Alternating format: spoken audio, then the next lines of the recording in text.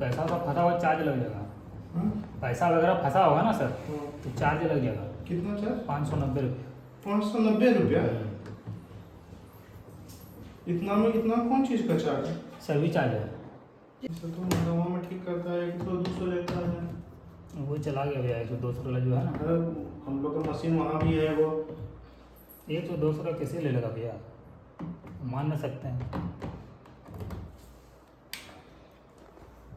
हम लोकल तरफ से नहीं ना है भैया, कंपनी तरफ से है ना। तो हमको कंपनी बिल देगा क्या चीज़ का? 590 का, क्या चीज़ का बिल देगा? जो ठीक करेगा तो हम ट्राई करवा देगा फिर 2-3 रुपये चार्ज है।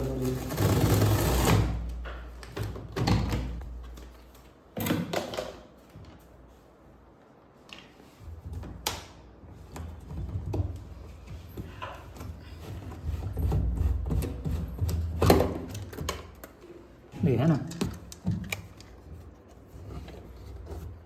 इसी का 590 रुपया है, हमको नहीं देना है।